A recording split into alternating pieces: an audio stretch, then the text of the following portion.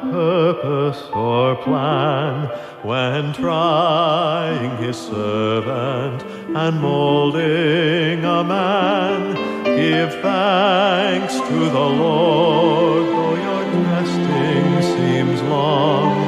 In darkness he giveth a song.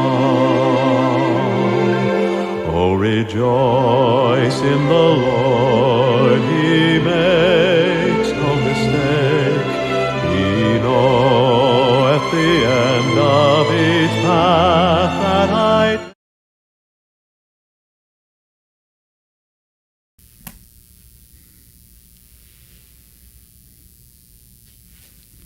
Thank you, Lord Beth.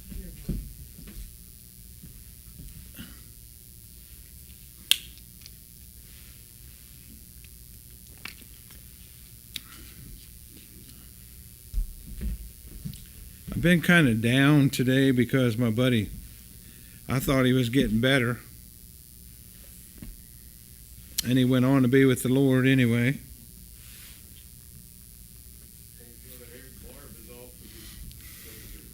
That's what I heard today.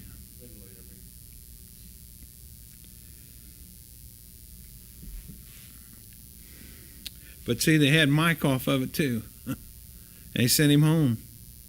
And he just took a turn for the worst, and he was gone. He was gone. So I want to talk about friendship. What's friendship really mean? You know, people think that you have to be, and every day to be friends, but the truth is, I haven't seen most of my friends that I call friends, I haven't seen in years. The thing I know that why we're friends is because when we do see each other, it's like, wow, big deal, like a family reunion. And it's like my buddy Mark. I always tell people this. Mark and I, we worked together for years. Though I haven't seen him a few times in several years, but I could call Mark at 3 o'clock in the morning and tell him I need his help. He would be out of that bed in his vehicle at my house or wherever I was that I needed him right then. You know why? Because we're friends. And that's how you know, that's the kind of thing. Friends don't just tell you they're your friend. They show you. They show you. They actually put it to work. And do you know that the deepest need that a human heart, the very deepest need of that human heart is for intimacy? You know what intimacy really is? It's just friendship. It's someone you share something with personal or someone you can trust. It's that kind of relationship that you have. And that's friendship. That's a hard thing. I think it's, you might as well lose a family member if you lose your friend. And you say, well, I know I've heard them say it. And they say like, well, Brother Harry, I got lots of friends. I'm not worried about one leaving me. I said, well, yeah, but I don't. I just have a few, and those few I want to hang on to. And so I miss them when they're gone. And I say, well, I ain't talked to them in years. I know, but I knew they were there. And they were a part of my history. And so if you just had all the memories that I have, of things and our times together and those things, then you would know how we felt about one another. So I'm not talking about just a casual acquaintance or a false friend, but I'm talking about true friends. True friends. I'm going to give you 3 marks here tonight of what a true friend is. I want you to take a look at Proverbs 27 and verse number 17. 27:17. And how do we know a true friend, by the way? Well, one thing is, if you notice this verse, it says, iron sharpeneth iron. So as a man sharpeneth the countenance of his friend. of his friend. So iron sharpens iron. You know, one thing I've learned about metals over the years, since I've worked with them for all my life, is that hard metal sharpens soft metal. So when you're going to cut a particular metal, you have to use something a little harder than that to cut it with. So as the metals get harder, so does the wheels. And you have to use harder and harder wheels to cut that metal. And that's why you need to listen to those. We always say the gray-haired people, listen to them. Because most of them have been strengthened over the years, and they're more harder than you are. And they will sharpen you.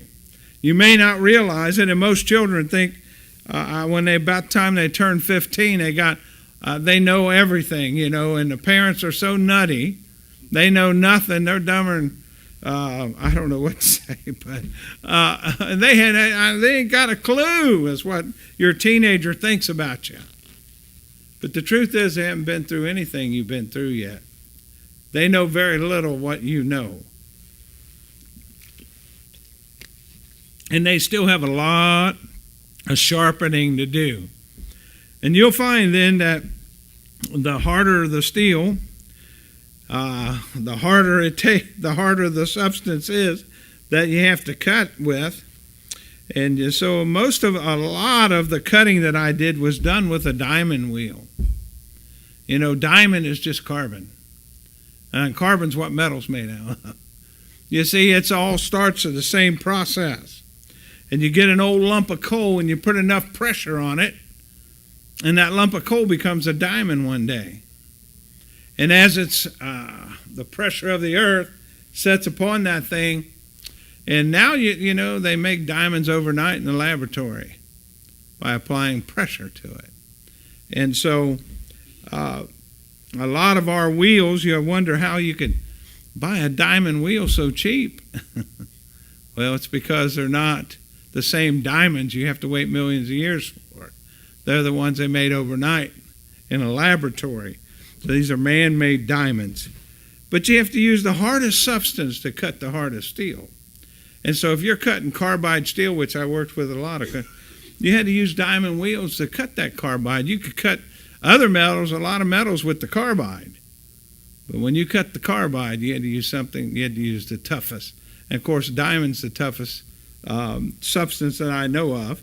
Of course, we used a lot of borazon, and borazon will cut some things, but you want to use that diamond wheel when you got to cut carbide. Very, very hard stuff. And so it is that way in life. When you're facing the toughest things, you need the toughest advice. If you're going to get that advice, you got to find people that's been through it. And if you're going to find people who've been through it, a good way to find them is look to see what color their hair is. The Bible tells us that the gray hair, it says in Proverbs 20 and verse number 29, the glory of a young man is their strength. Now, you got a young bodybuilder show off, you know. Look how strong I am, old man. But it says that the glory of the young man is his strength, but the beauty of the old man is the gray hair. And what's so pretty about gray hair? No, the gray hair tells you what that guy's been through. The gray hair tells you he's lived a while. The gray hair tells you he's missed a lot of opportunities he could have messed up and not been here, but he's still here, and he's got gray hair. He did some things that were right. And probably stayed out of some situations. You know, I always tell people that sometimes you're your worst enemy, that you could have saved yourself a lot of heartache if you just stayed away from the places you hung out in.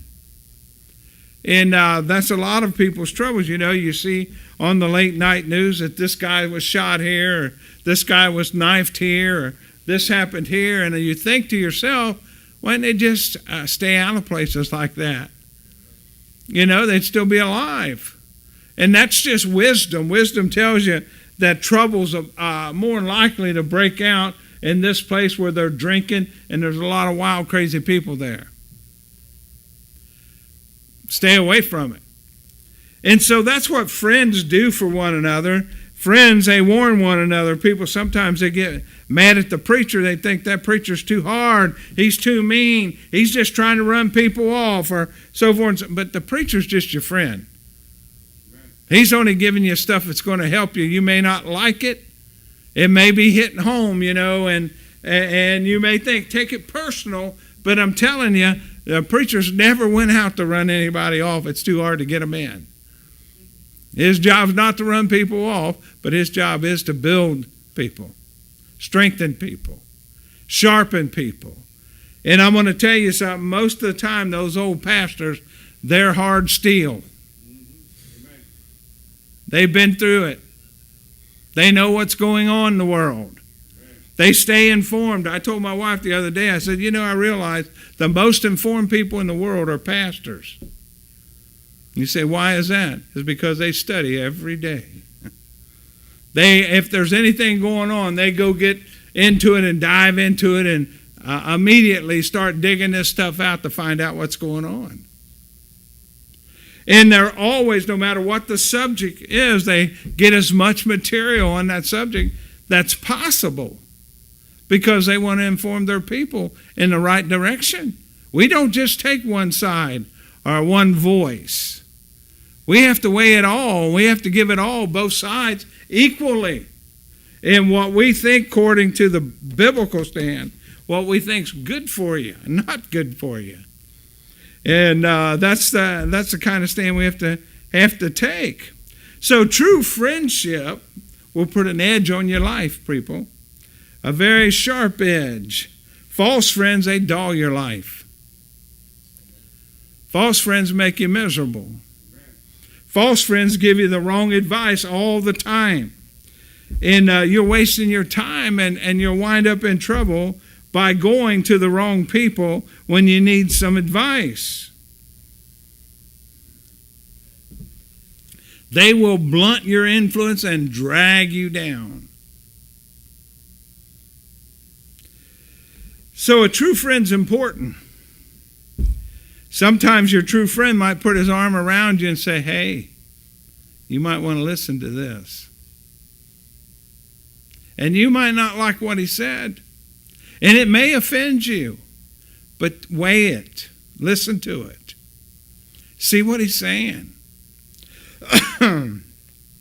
Because I guarantee if he's your true friend, he's not giving you advice to hurt you. He's seen something you don't see. He's weighing in on something that you ain't noticed yet.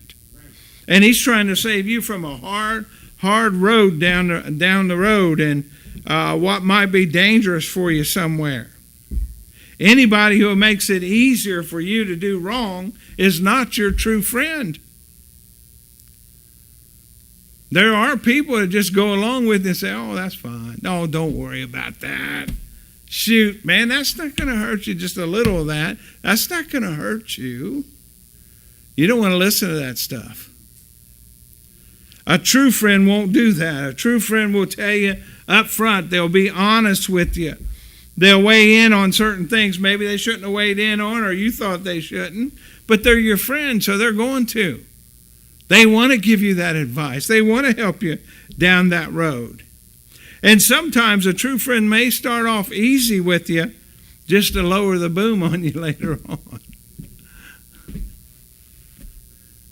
They're just getting you softened to it. But the time's coming when they're going to have to level with you. You see the problem with preachers like Joe Osteen? They ain't never leveled with nobody. Everybody loves Joe. Why? Well, he ain't never made anybody mad. Don't worry. Be happy. Yeah, if you never make anybody mad, you never have to worry about people getting mad at you. So all you do to do that is not say anything that helps anybody. Just go on and mumble on. Tell everybody how wonderful they are and let them die of cancer.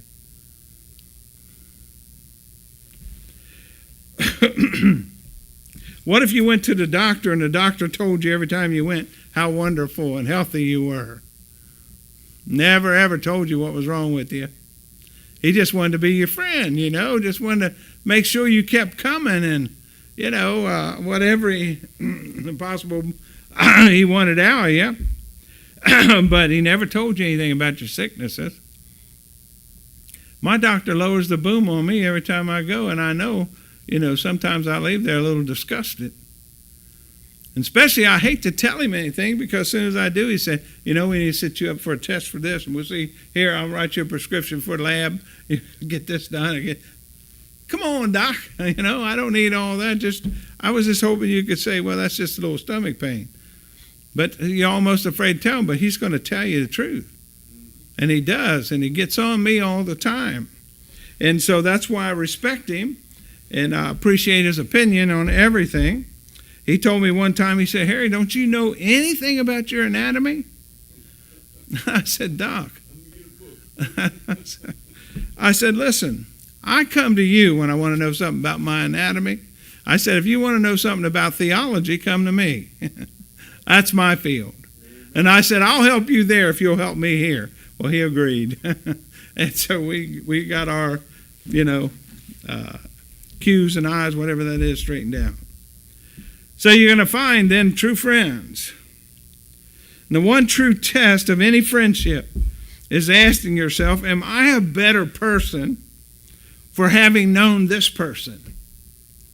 Am I a better person now that I met this person? Or I hang around with this person?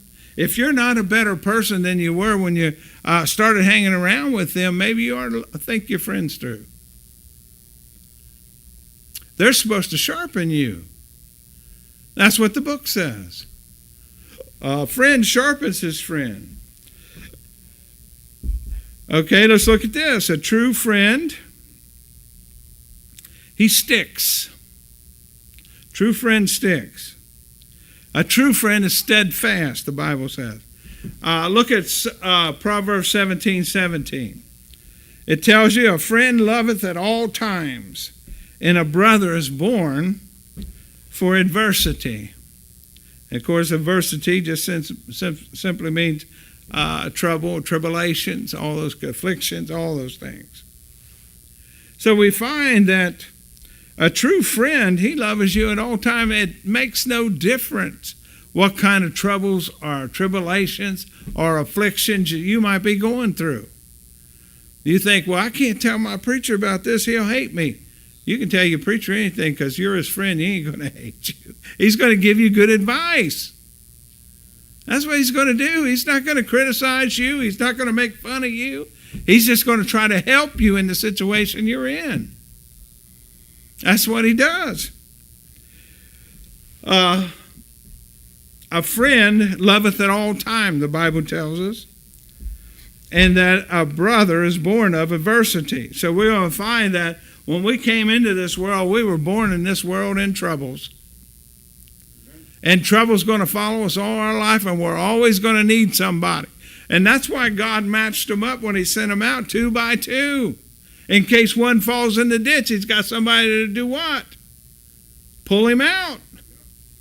If you're by yourself, you're stuck. You step in quicksand and you're by yourself, what happens? That's why it's not good for man to be alone. He needs a companion. And the Bible tells us that. And so, because of all the troubles and things we face in life, everybody needs a trusted friend. But you can't trust all your so-called friends. How you know? Because Jesus had some friends. He tells, have I not called you friends? And one of you's a what? A devil. I've chosen all you 12. And I died for my friends, and one of you's a devil. So, sometimes that's the way it works. If you want to see who your real friends are, just make a mistake and see whether or not they leave you stranded. I can tell you from personal experience. I got in a fight one night, and these 3 guys jumped me. I had 2 friends with me. They ran off and left me. Fight all 3 of those guys. And a little while later, here they come back. and one of them had a brick, and one of them had his big brother. And now one said, I said, "Where'd you go, Carl?" I'd already taken care of them three guys. So they were gone. And he said, "Well, I went to get a brick." I said, "Okay." And then here come my other buddy, and I said, "Where'd you go?" He said, "I went to get my brother." And I said, "Okay. Well, thanks, guys, for the help, but I didn't need it anyhow." So I appreciate the help, but I didn't need it. And so that's friends, you know. And I guess we became closer friends after that. I don't know if that ever happened again. But I didn't get mad at them or run them off or anything because of it. But you better watch who your friends are when you get in trouble. When you get in trouble.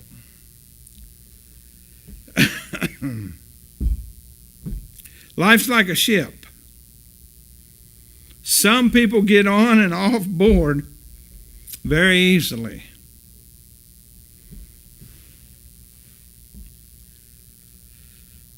I say friendship is basically the only kind of ship that no matter what storm you go through, it's solid. You never get lost. You never get damaged if it's true friendship. Some will stay on board as long as everything sails smoothly. But let the rough weather come, and they'll abandon that ship in a heartbeat.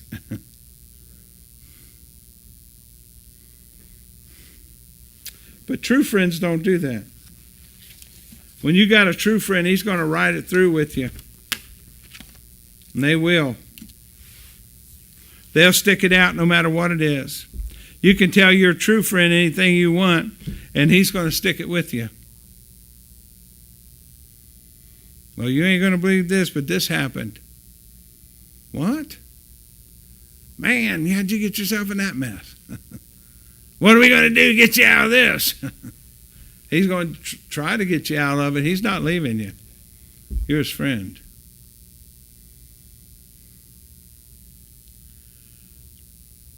I've seen people who call you their friend and stab you in the back the first chance they get.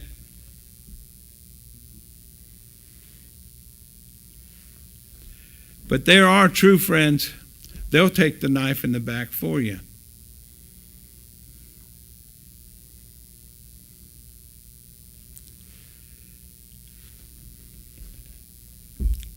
You got to watch out. I don't want to be stabbed. Well, what's Proverbs 27:6 say? Look at 27:6.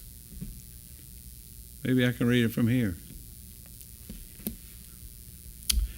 Faithful are the wounds of a friend, but the kisses of an enemy are deceitful. Faithful are the wounds of a friend. That means he took a stab for you, didn't he? Somebody stepped in the way when the enemy came. Tried to hold off the enemy, tried to stop this from happening to you, tried to be a shield for you somehow. And they took the wound. And sometimes that happens. A friend who really loves you he'll wound you sometimes if it's necessary.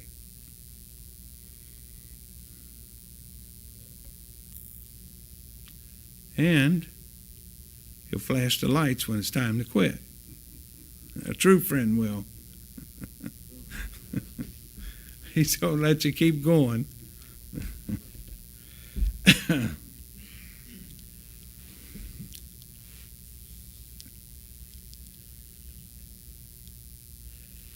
Sometimes we have to take a hit from our friends to understand what's good for us. No matter what advice your friend gives you, you need to listen to it. It doesn't mean you need to take it all the time, but you need to listen to what they're saying. Because they're not saying anything that they would think trying to hurt you. Whenever they're telling you something, it's basically that they really believe this will help you.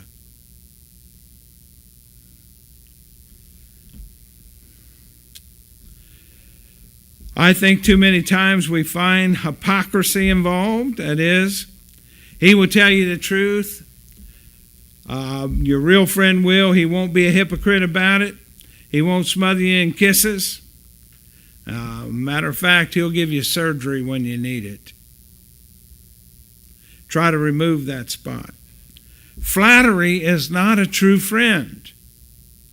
If we're just sitting here telling you how wonderful you are, or if your friend does that to you, and we all like people around us that agree with us. But that's not always, the right thing. Sometimes you need somebody who tells you the truth. And a true friend cares enough to confront it. I'm so grateful that through my life I've had those who would put their arm around me and around my shoulder. My pastor was that way. And help me when I've done things wrong. And he'd just say, hey, Brother Harry, come here. Let's try this. How to be a true friend. True friends are built, they're not born that way. You don't make them overnight. It's not like I wake up in the morning and you're my buddy. This friendship's something that's built over time. We prove to each other that our loyalty, that we are loyal.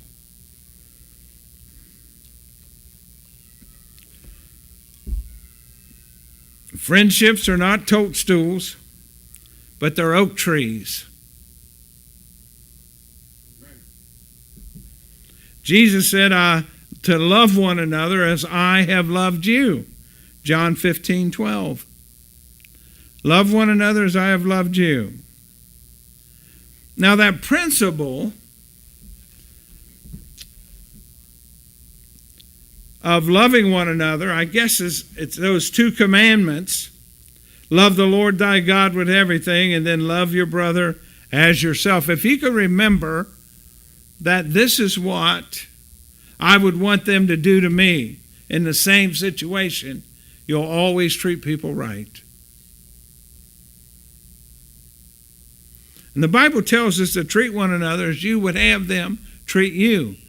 And remember that whatever you do to somebody, it's bound to come back. It's bound to come back. You're going to have it done to you eventually. The Lord will see to it.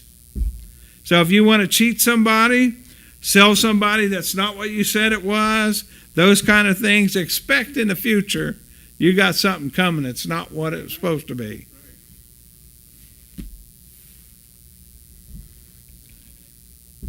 And I want to tell you, there's so many dishonest people out there.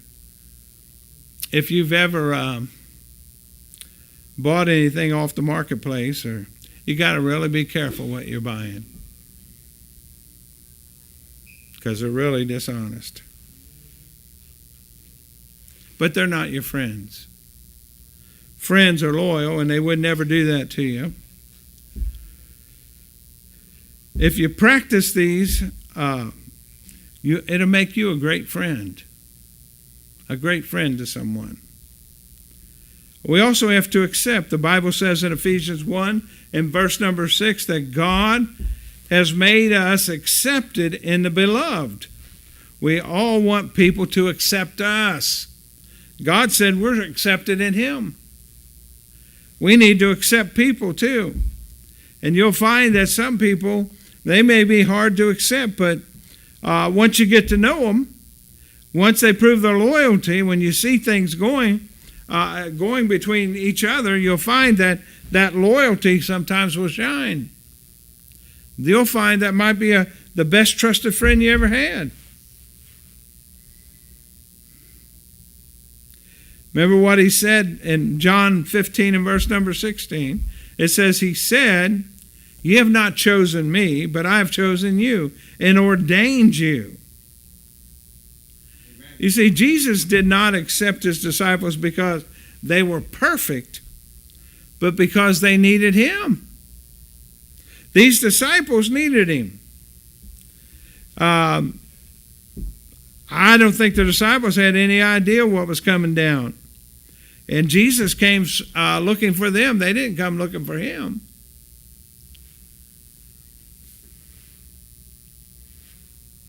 And then he calls them friends. These are my friends.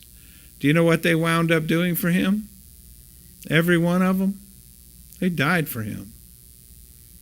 They died for him. You know what he did for them? He died for them. No greater love than this, that a man lay down his life for his friend. You know, we got to acknowledge, recognize people, give them the full-hearted attention. When you talk to people, listen to them also. Look them in the eye. Understand that people are important.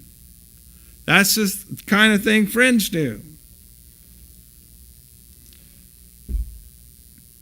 This person is a soul for whom Christ died for. He died for them. And you need to acknowledge that. When we acknowledge others, we're saying you're important to me. I acknowledge your presence and your importance. Those things are very important in friendship. Also, you're going to find there's appreciation. When you're going to be a good friend, you have to appreciate your friend. What's your friend's part? What's their part in your life? What do you think your friend would do for you? I know a pastor had got an email from his son recently, and it brought tears to his eyes because he said, "Dad, I'm just so grateful for the heritage that I have."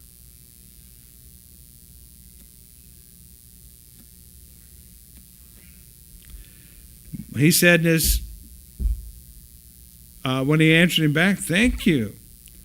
He said, "I could live 6 months on that. That I am so happy for the heritage that you gave me."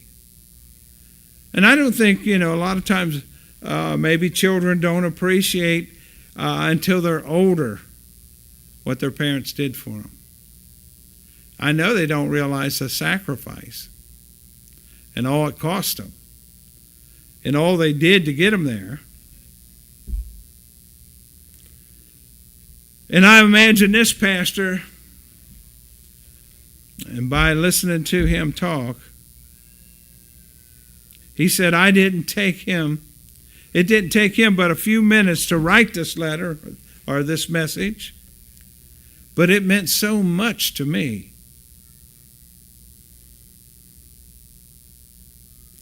Folks, you're lying if you say you don't want to be appreciated.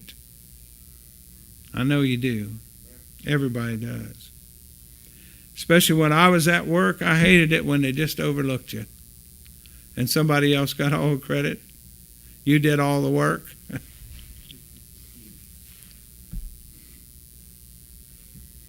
You come up with a great ideal. I know there's been a few times I saved them millions and millions of dollars just by saving an account for them. Making a tool that would make something they could sell to keep an account. I saved them the pillar window account one time by getting them a knife that would cut on a strip press. And they could make a whole strip of staples instead of one at a time because they had to have a special point. And that point had to do a special job when it drove in order to use it on that window. And Pillar was changing companies. They had already wrote them and told them they were switching because our staples were too expensive. They came to me and said, "Harry, can you make us a knife that will do that on a strip press?" And I said, "I can try." And I worked on it several days, and I came up with one, and they're back there making it this nice little staple. Works perfect. Exactly what they needed. I don't remember anybody patting me on the back or any kind of recognition whatsoever. But that's all right. I live with. They weren't my friends. They were just people I worked for and worked with. You need to tell your husbands or wives, your children, your friends, that you appreciate them sometimes. They need to feel that. You need to affirm the appreciation. And you know, when you appreciate something, affirmation is important. You need to let them know. You need to affirm things to people. The Lord Jesus affirmed his disciples over and over again.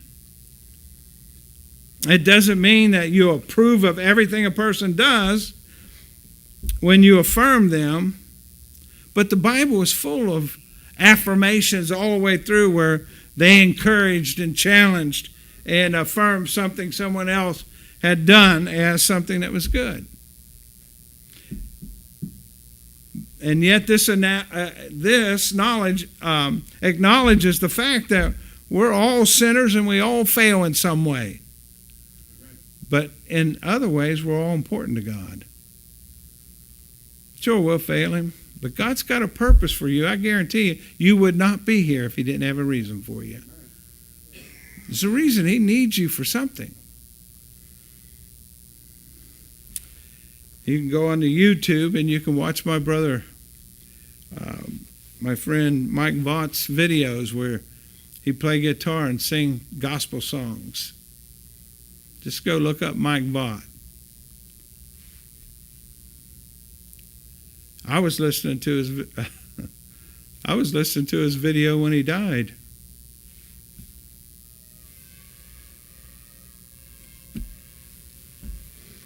God kept him around for a reason. His videos will always be on there. And they might challenge people, still might get saved from them, and things might still go on that YouTube channel, and that's one good thing. But what God said is, Mike, I love you too. Come home. I'm tired of waiting on you. You listen to Mike sing some of those songs.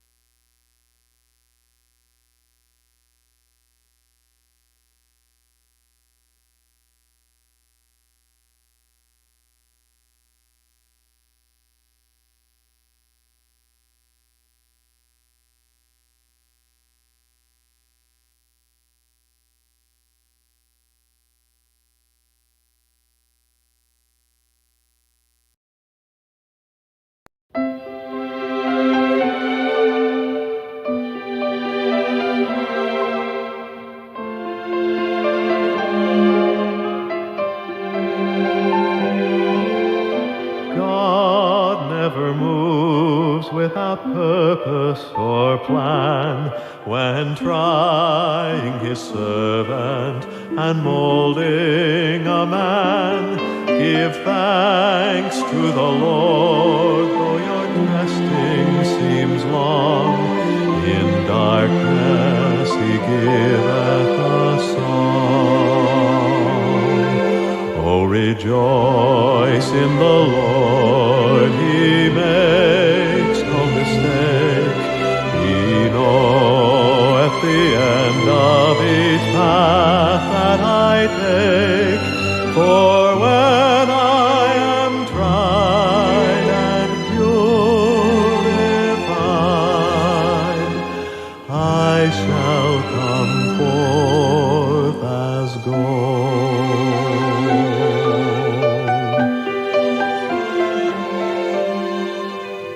I could not see through the shadows ahead, so I looked at the cross of my Savior instead.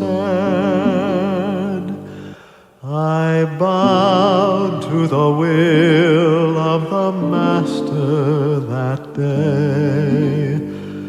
Then peace came and tears fled away. Oh, rejoice in the Lord, he makes no mistake. He knows